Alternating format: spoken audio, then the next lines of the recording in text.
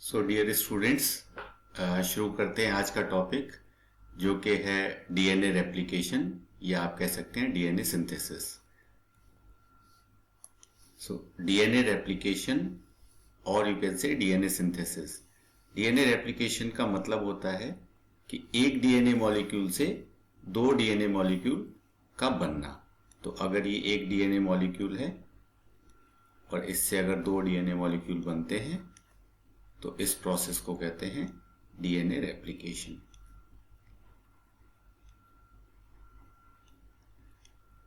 तो दो DNA molecule बन रहे हैं तो इसका मतलब डीएनए की सिंथेसिस भी हो रही है।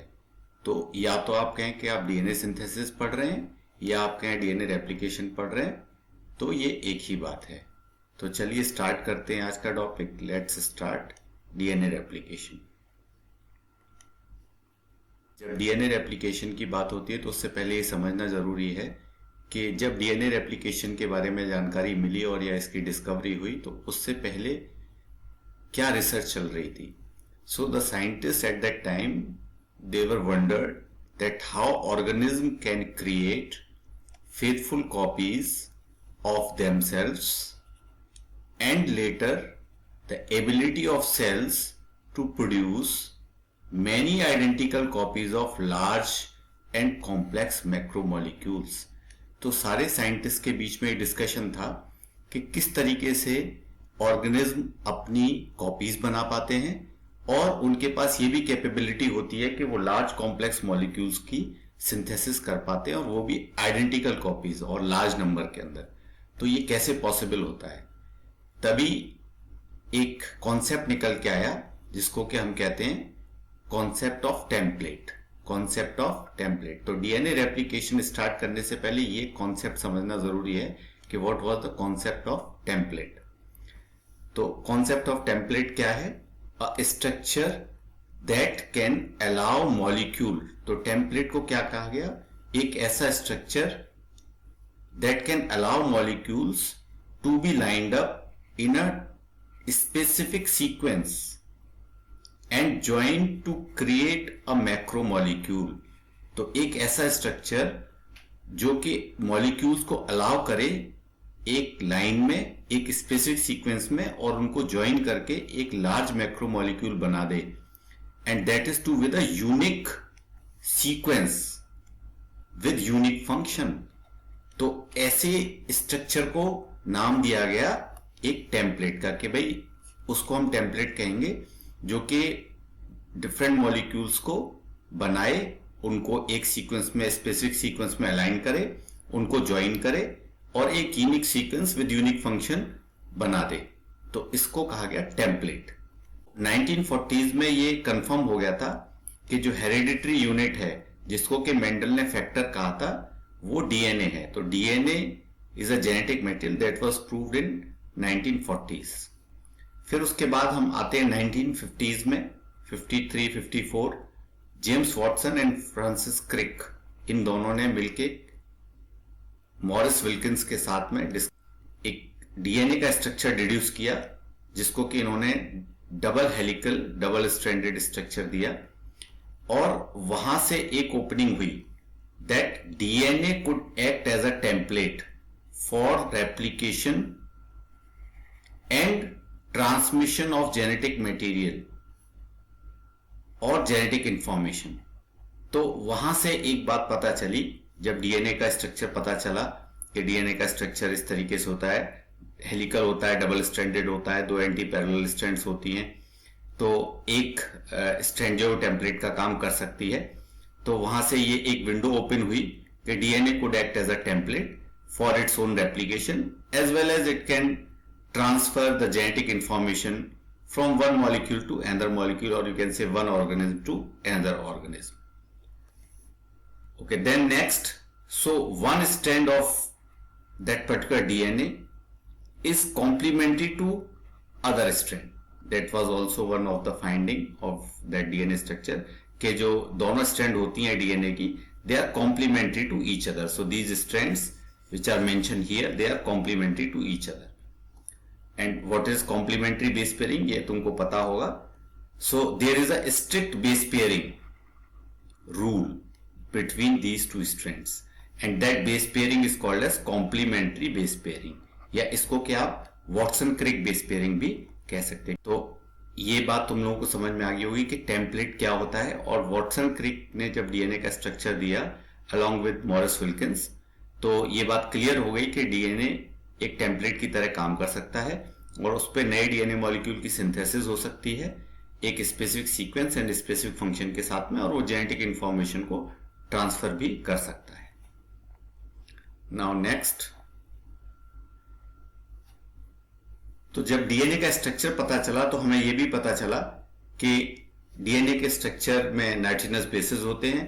दो तरीके के नाइट्रोजनस बेसेस होते हैं, purines and pyrimidines. Purines and pyrimidines. So purines होते हैं तो ग्वानिन एंड एडेनिन, मतलब adenine and guanine, these are the purines, and pyrimidines are thymine, cytosine and uracil. And uracil is only present in RNA, that you already know it, and thymine is present in DNA. So in DNA thymine is present, and in RNA in place of thymine uracil is present. So these are the nitrogenous bases, purines and pyrimidines, which are present in nucleic acids. Okay, और DNA के structure के अंदर Watson क्रिक base pairing या complementary base pairing होती है, जिसमें A will always pair with T, so adenine will always pair with thymine with two hydrogen bonds. ये एक हाइड्रोजन बॉन्ड है, ये दूसरा हाइड्रोजन बॉन्ड है.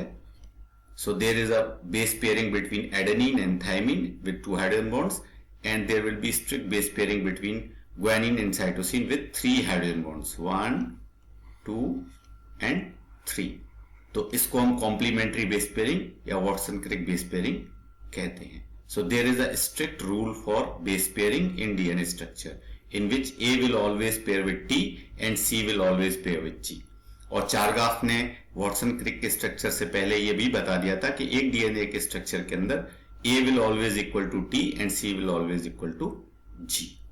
तो अब आगे बढ़ते हैं.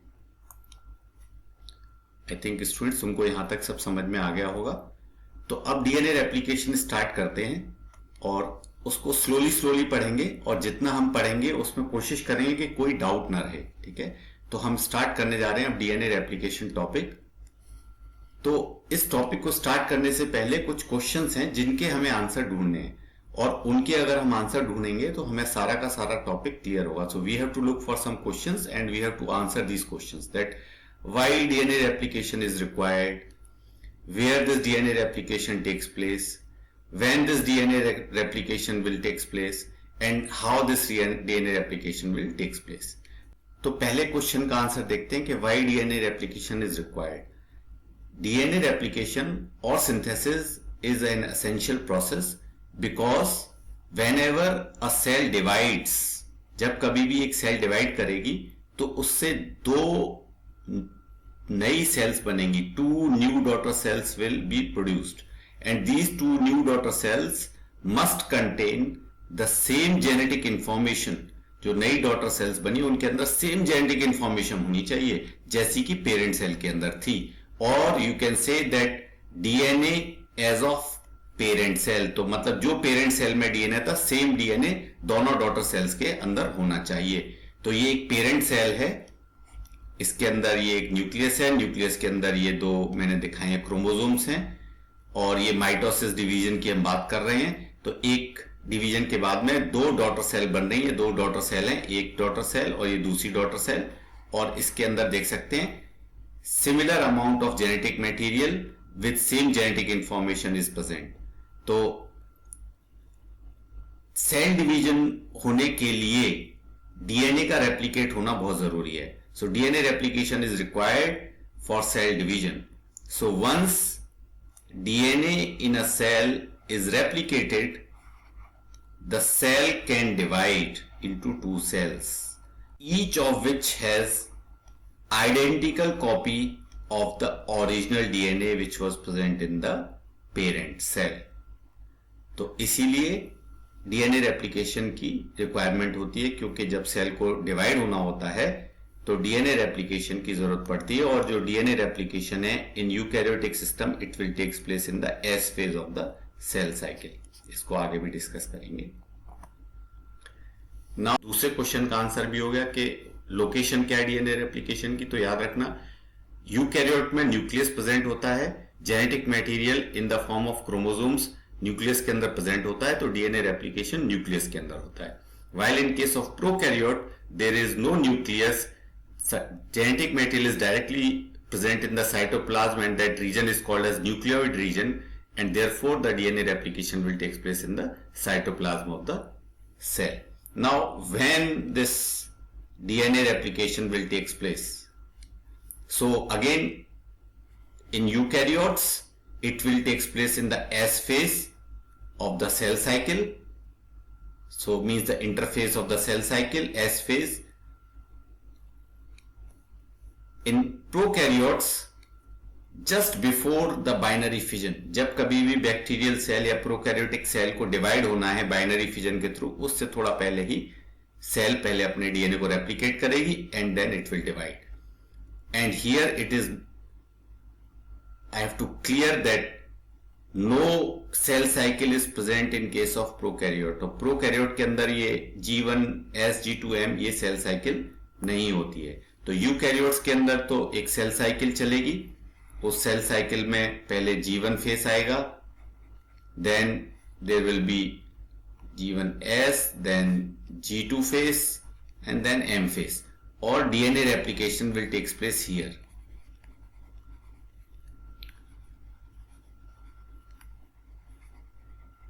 अगर हम प्रोकैरियोट की बात करें तो प्रोकैरियोट में ऐसा कोई भी सेल साइकिल नहीं होती है।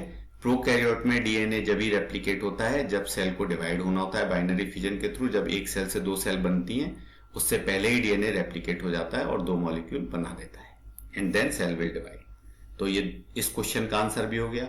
Now next question is how this DNA replication takes place. अब इसमें how means we have to understand the whole process, so we have to understand the whole process of DNA replication, that is our topic also. तो हमें यह पता चल गया कि DNA replication क्यों जरूरत है, कहां होता है, कब होता है, अब हमें पढ़ना है कैसे होता है। So the whole process, in order to understand the whole DNA replication process, it has been divided into 3 different steps. First step is initiation, second step is elongation and third step is termination. तो ये 3 steps हैं। इन 3 steps में DNA replication को divide किया गया, initiation, elongation and termination। एक चीज ध्यान रखना है हमेशा आगे जब भी तुम इसको पढ़ोगे, DNA replication, transcription and translation तीनों ही प्रोसेस को इन 3 स्टेप्स में डिवाइड किया गया है, इनिशिएशन, इलोंगेशन, टर्मिनेशन। स्टूडेंट्स ज्यादातर मिक्स कर देते हैं कि डीएनए रेप्लिकेशन का इनिशिएशन क्या है, ट्रांसक्रिप्शन का इनिशिएशन क्या है, डीएनए रेप्लिकेशन का टर्मिनेशन क्या है, ट्रांसक्रिप्शन का क्या है, ट्रांसलेशन का क्या है। तो ये जब पूरे टॉपिक्स पढ़ो तो ये क्लियर होना चाहिए कि हर प्रोसेस का इनिशिएशन, इलोंगेशन, टर्मिनेशन एकदम आपको क्लियर होना चाहिए। तो आगे बढ़ते हैं।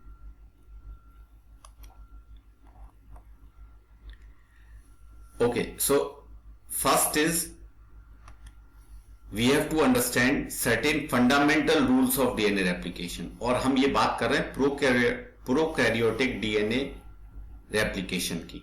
सो प्रोकैरियोटिक सेल के डीएनए रेप्लिकेशन को पहले समझते हैं। स्पेशली ई कोलाई में सबसे ज्यादा रिसर्च हुई है, तो ई कोलाई में डीएनए रेप्लिकेशन किस तरीके से होता है पहले उसके फंडामेंटल समझने की कोशिश करते हैं। So we have to first understand certain fundamental rules of DNA replication, in which first one is DNA replication is a semi conservative mode of DNA replication. So DNA replication is always a semi conservative mode of replication. ये semi conservative mode of replication क्या है, what is this? तो इसको इस particular lecture में हमें केवल यही कंप्लीट करना है, semi conservative mode of replication क्या है और ये किसने प्रूफ किया और कैसे प्रूफ किया कि डीएनए रेप्लिकेशन जो है वो semi conservative mode of replication होता है। तो जब डीएनए रेप्लिकेशन के फील्ड में रिसर्च चल रही थी तो 3 थ्योरी जो है वो मेजरली डिस्कस हो रही थी। पहली थ्योरी थी conservative mode of DNA replication, दूसरी थ्योरी थी semi conservative mode of replication, और तीसरी थ्योरी थी dispersive mode of DNA replication.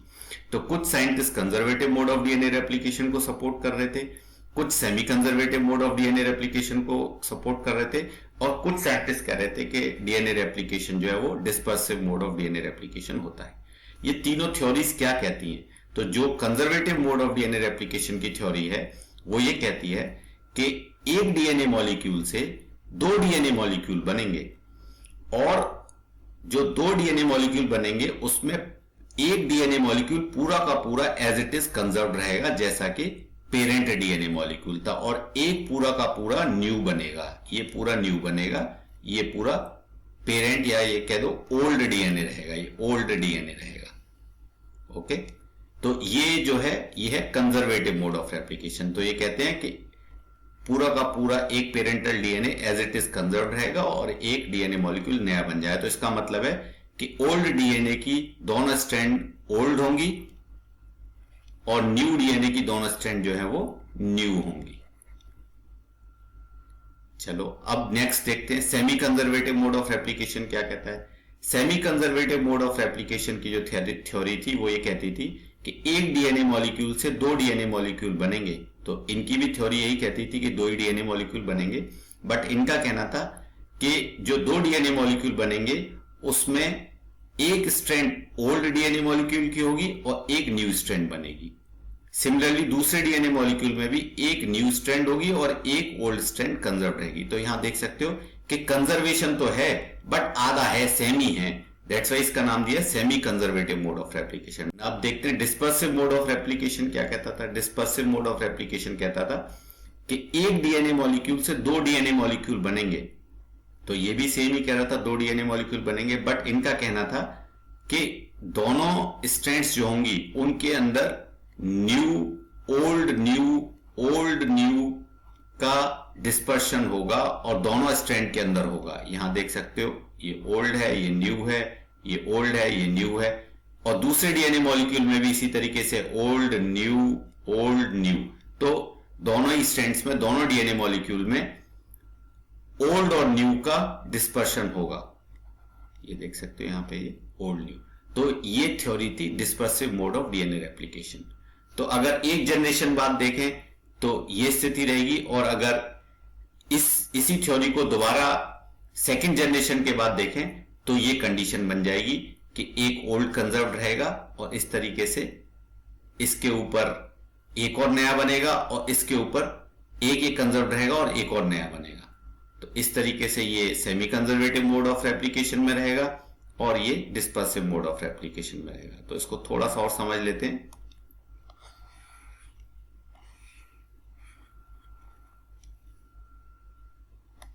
So conservative mode of replication, according to this mode, the parent DNA molecule directs the synthesis of an entirely new double-stranded DNA molecule.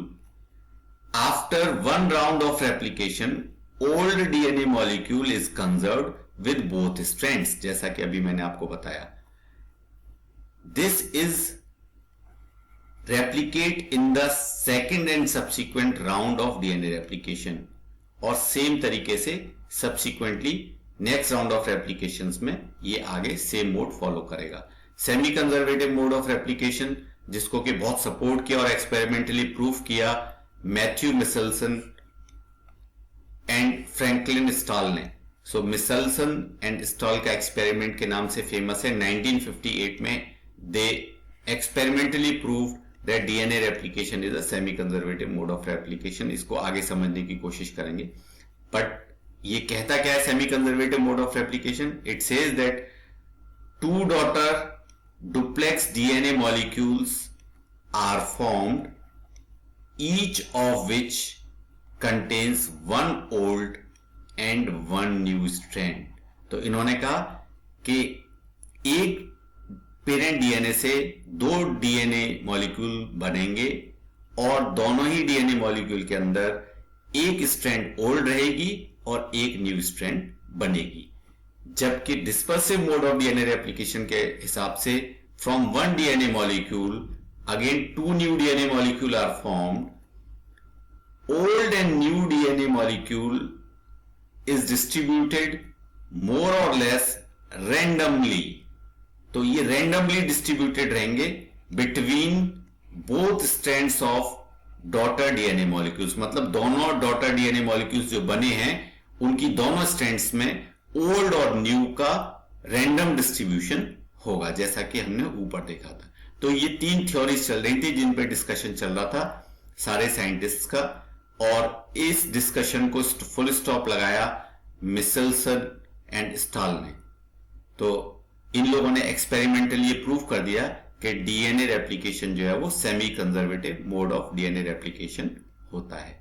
तो इस particular lecture में हम ये समझने की कोशिश करेंगे कि how they prove that DNA replication is a semi conservative mode of replication, और उन्होंने कैसे सभी लोगों को कन्विंस कर लिया कि हाँ डीएनए रेप्लिकेशन जो है semi conservative mode of replication होता है, including Watson and Crick, they were also convince with.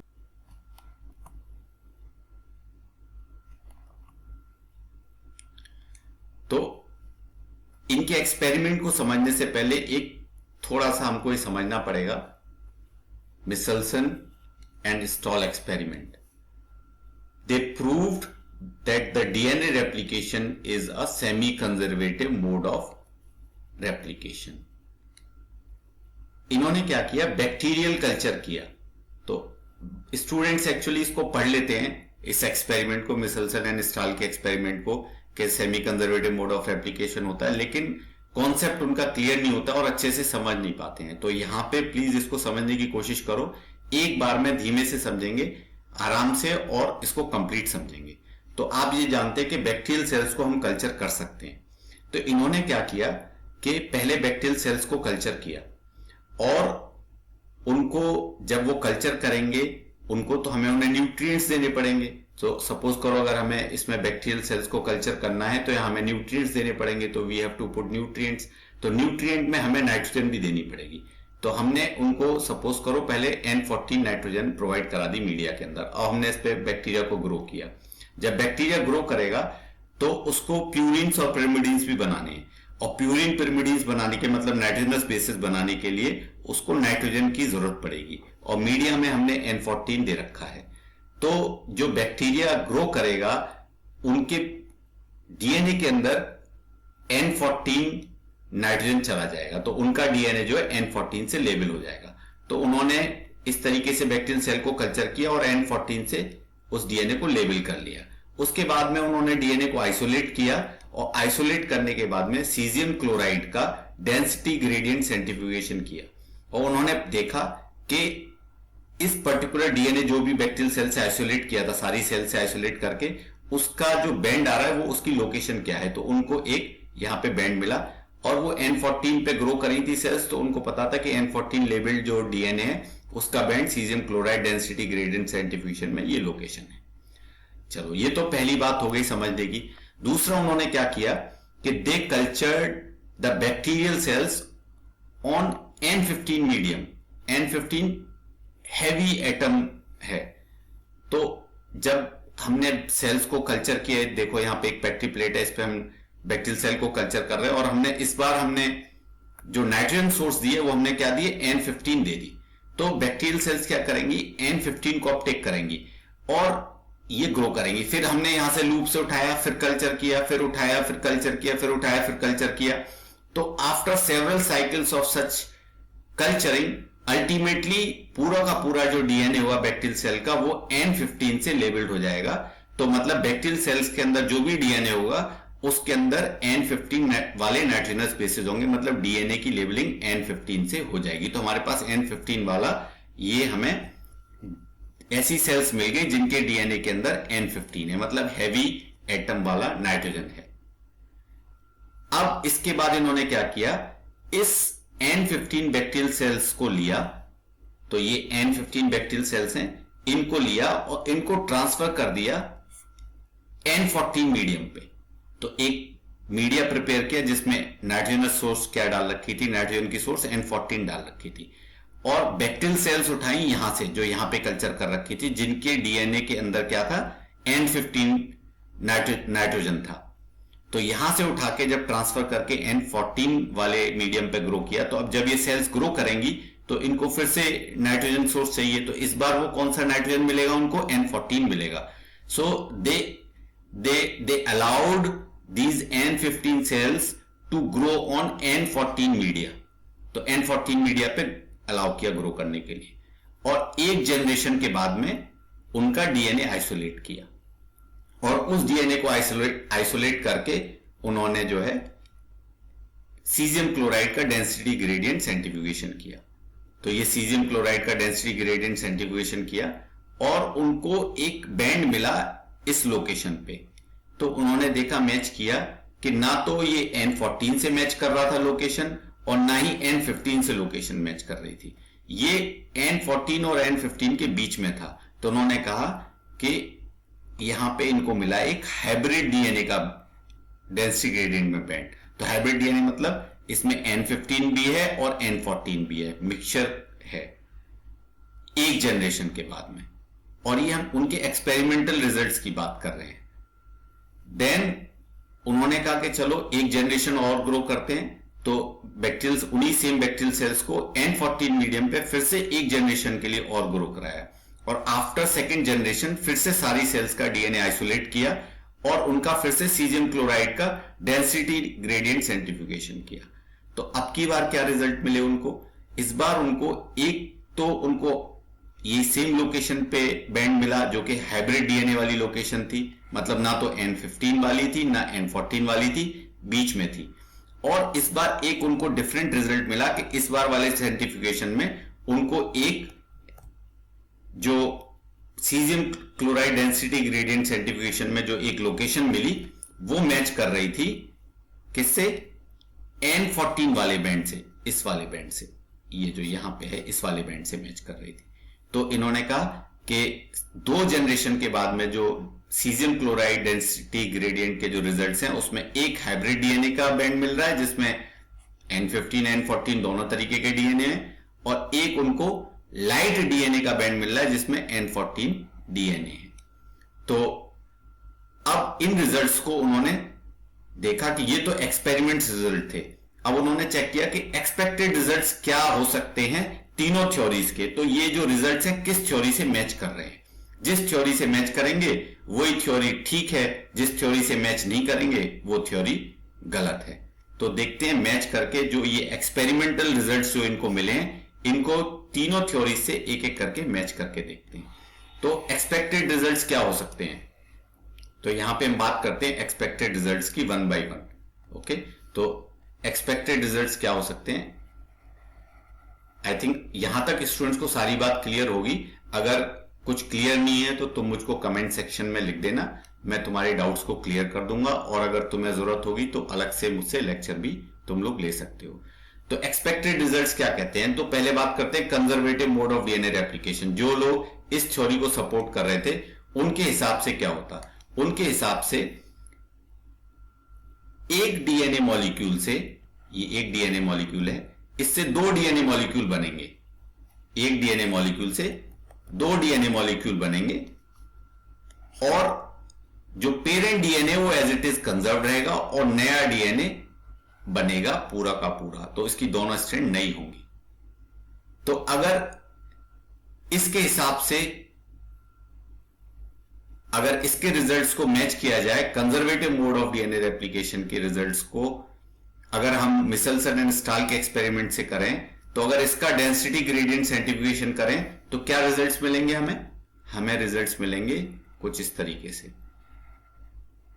ये है, और हमें एक बैंड मिलेगा ओल्ड डीएनए का, मतलब जो हैवी एटम वाला है, क्योंकि हमारा जो ओल्ड डीएनए है वो हैवी है, और बाद में जो रेप्लिकेट हुआ है वो लाइट मीडियम पे रेप्लिकेट हुआ है N14 पे, तो एक हमें मिलेगा N14 का। तो पहली जनरेशन में जो फर्स्ट राउंड ऑफ रेप्लिकेशन के बाद में जो रिजल्ट्स होने चाहिए वो कंजर्वेटिव मोड ऑफ रेप्लिकेशन के हिसाब से 2 बैंड आने चाहिए, एक हैवी डीएनए का, एक लाइट डीएनए का, मतलब एक N15 का और एक N14 का।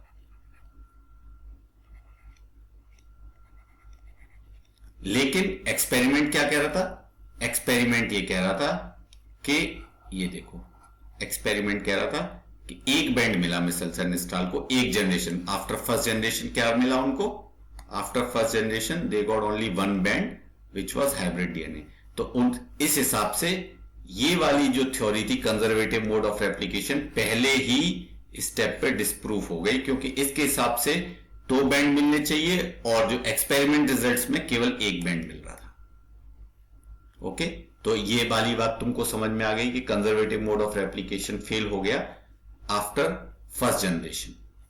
चलो डिस्पर्सिव मोड ऑफ रेप्लिकेशन को देखते हैं। आफ्टर फर्स्ट जनरेशन क्या होगा? डिस्पर्सिव मोड ऑफ रेप्लिकेशन कहता था कि एक डीएनए से 2 डीएनए बनेंगे, एक डीएनए से 2 डीएनए मॉलिक्यूल बनेंगे और दोनों डीएनए मॉलिक्यूल के अंदर की जो दोनों स्ट्रैंड्स हैं उनके अंदर ओल्ड मतलब N15 और N14, N15, N14 का डिस्पर्सिव मोड होगा, मतलब रेंडमली डिस्ट्रीब्यूटेड होंगे N15 एंड N14 स्ट्रैंड्स और डीएनए स्ट्रेचेस। तो अगर हम इसको आइसोलेट करके और इसके रिजल्ट चेक करें तो इसके हिसाब से एक बैंड मिलना चाहिए और वो हाइब्रिड होना चाहिए। तो यहां सिंगल बैंड मिल रहा है और इसको अगर हम मैच करें मिसेल्सन एंड स्टाल के एक्सपेरिमेंट से, एक्सपेरिमेंट आफ्टर 1 जनरेशन, तो वहां भी हमको एक ही बैंड मिल रहा है, हाइब्रिड बैंड। तो ये थ्योरी अभी तक वैलिड है। आफ्टर फर्स्ट जनरेशन पॉसिबिलिटी है कि डिस्पर्सिव मोड ऑफ रेप्लिकेशन भी पॉसिबल है। अब बात करते हैं semi conservative mode of DNA replication की। तो semi conservative mode of replication क्या कहता है? According to semi conservative mode of replication, एक डबल स्ट्रैंडेड डीएनए से 2 डीएनए मॉलिक्यूल बनेंगे जिसमें कि एक स्ट्रैंड ओल्ड स्ट्रैंड होगी और एक नई स्ट्रैंड बनेगी, और दूसरे डीएनए मॉलिक्यूल में भी सिमिलरली ऐसा ही होगा, एक ओल्ड स्ट्रैंड रहेगी और दूसरी न्यू स्ट्रैंड बनेगी। तो अगर हम इसका पूरा डीएनए आइसोलेट करें और उसका caesium chloride density gradient centrifugation करें तो हमें एक बैंड मिलेगा जो कि हाइब्रिड डीएनए होगा। जो क्या होगा?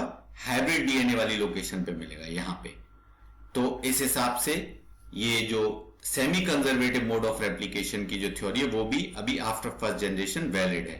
तो अब डिस्पर्सिव करेक्ट है या सेमी कंजर्वेटिव करेक्ट है, तो इसको चेक करने के लिए कि कौन सी सही है, डिस्पर्सिव सही है, सेमी कंजर्वेटिव सही है, तो इसको चेक करने के लिए उन लोगों ने एक जनरेशन और ग्रो किया। अब सेकंड जनरेशन के बाद देखते हैं क्या सिचुएशन बनेगी। तो पहले dispersive mode of DNA replication को देखते हैं। Dispersive mode of DNA replication कहता है कि अगेन फिर से जब डीएनए रेप्लिकेशन होगा तो एक डीएनए से 2 डीएनए बनेंगे, तो इससे भी 2 डीएनए बने और इससे भी 2 डीएनए मॉलिक्यूल बने, और दोनों डीएनए मॉलिक्यूल बनेंगे तो उनकी दोनों स्ट्रैंड के अंदर ओल्ड और न्यू का रैंडम डिस्ट्रीब्यूशन होगा।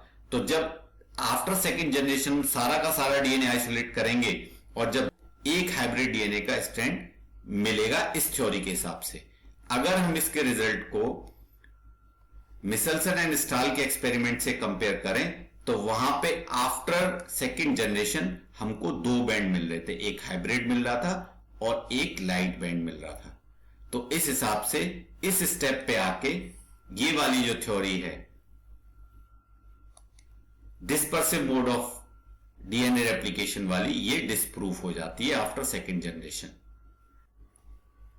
तो चलो अब चेक करते हैं सेकंड जनरेशन के बाद में semi conservative mode of replication के एक्सपेक्टेड रिजल्ट्स को एक्सपेरिमेंटल रिजल्ट से मैच करके देखते हैं। तो आफ्टर सेकंड जनरेशन, ये तो फर्स्ट जनरेशन तक की सिचुएशन है, यहां तक तो कोई प्रॉब्लम नहीं थी, ओके था, यहां पे एकदम ठीक जा रहा था। अब देखते हैं क्या होगा जब ये डीएनए मॉलिक्यूल रेप्लिकेट करेगा तो इसकी दोनों जो स्ट्रैंड है वो टेम्पलेट का काम करेंगी और ये N15 लेवल्ड है, हैवी एटम लेवल्ड है, तो इसके ऊपर जब नई स्ट्रैंड बनेगी, क्योंकि हम बैक्टीरिया को N14 मीडियम में कल्चर कर रहे हैं तो N14 बनेगी, और जब ये स्ट्रैंड टेम्पलेट का काम करेगी तो ऑलरेडी पहले से N14 है, और जब इस पे नई स्ट्रैंड बनेगी तो वो भी N14 की ही बनेगी। सिमिलरली ये वाली स्ट्रैंड जब जो कि ऑलरेडी N14 है, जब ये टेम्पलेट का काम करेगी तो इसके ऊपर जब नई स्ट्रैंड बनेगी, चूंकि हम बैक्टीरिया को N14 मीडियम पे ग्रो कर रहे हैं, तो वो भी N14 बनेगी। और ये वाली स्ट्रैंड जो है ओल्ड स्ट्रैंड, ये N15 लेबल्ड है। तो जब इसके ऊपर नई स्ट्रैंड बनेगी तो N14 बनेगी, क्योंकि मीडियम में जो है हमने N14 डाला हुआ है। तो इस तरीके से आफ्टर सेकेंड जनरेशन हमको दो तरीके के डीएनए मॉलिक्यूल इसमें देखने को मिलेंगे। एक तो हमें मिलेंगे ये हाइब्रिड वाले, जिसमें एक स्ट्रैंड N14 और एक स्ट्रैंड N15 की है, और एक हमें मिलेंगे प्योर लाइट डीएनए वाले, जिनके अंदर दोनों स्ट्रैंड N14 हैं। तो अगर हम इसका डेंसिटी, सारा डीएनए आइसोलेट करके उसका डेंसिटी ग्रेडियंट साइंटिफिकेशन करें तो क्या रिजल्ट आएगा? तो रिजल्ट आएगा कुछ इस तरीके से कि हमको एक बैंड तो मिलेगा इस हाइब्रिड डीएनए का, जिसकी लोकेशन करीब यहां पे है, और एक मिलेगा हमें इस लाइट डीएनए का बैंड जो कि ऊपर है। और अगर तुम इसके सेकेंड जनरेशन के बाद में मिचेल्सन एंड स्टाल के एक्सपेरिमेंट रिजल्ट से मैच करके देखो आफ्टर सेकेंड जनरेशन, तो एक लाइट डीएनए का बैंड मिल रहा है N14 का, और एक हमें हाइब्रिड मिल रहा है यहां पे भी, और एक्सपेरिमेंटल रिजल्ट्स में भी एक हाइब्रिड मिल रहा है। तो इस बात से प्रूव हो जाता है, proved that semi conservative mode of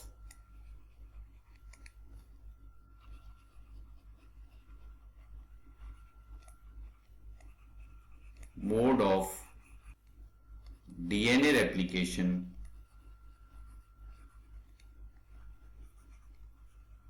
theory is correct। तो मिचेल्सन एंड स्टाल का एक्सपेरिमेंट जिसने प्रूव कर दिया कि डीएनए रेप्लिकेशन जो है वो semi conservative mode of replication होता है। किस तरीके से पूरा एक्सपेरिमेंट किया और किस तरीके से उन्होंने सीजियम क्लोराइड का डेंसिटी ग्रेडियंट साइंटिफिकेशन किया, और किस तरीके से एक्सपेरिमेंटल रिजल्ट्स को थ्योरीज के एक्सपेक्टेड रिजल्ट्स के साथ मैच करके एक एक करके दोनों थ्योरीज को डिस्प्रूव कर दिया, और ultimately semi conservative mode of replication जो है उसको प्रूव कर दिया कि DNA replication is a semi conservative mode of DNA replication. तो आई थिंक स्टूडेंट्स तुम सबको ये एक्सपेरिमेंट और DNA is a semi conservative mode of replication समझ में आ गया होगा। अगर कुछ प्रॉब्लम है, कोई इशू है, तुमको नहीं समझ में आया है, तो मुझको कमेंट सेक्शन में लिख देना। और इसमें मैंने कोशिश करी है कि कुछ थ्योरी भी आपको मेंशन करी है लिख के खुद से, जो कि टेक्स्ट बुक से ली गई है, जो आपको एग्जामिनेशन पॉइंट ऑफ व्यू से इंपॉर्टेंट रहेगी, तो आप उसको भी अच्छे से पढ़ लेना। इस वीडियो में अभी इतना ही। नेक्स्ट वीडियो में एक और नई डीएनए रेप्लिकेशन के एस्पेक्ट के बारे में बात करेंगे। सो नेक्स्ट जो हम डिस्कस करने वाले हैं, DNA replication is by directional and begins at origin of replication. तो नेक्स्ट टॉपिक के अंदर हम बात करेंगे कि डीएनए रेप्लिकेशन जो है वो बाई डायरेक्शनल होता है, ये भी एक रूल है, and it begins at the origin of replication. Always it starts from the origin of replication, जिसको हम ओरी बोलते हैं। So in the next lecture we will discuss about this. So meantime you can subscribe the channel, share the video with your friends as much as you can do it. Please like the video and also please press the bell icon button so you will get the notification for my new video. Thanks for watching and thanks for your patience. Take care in this COVID time.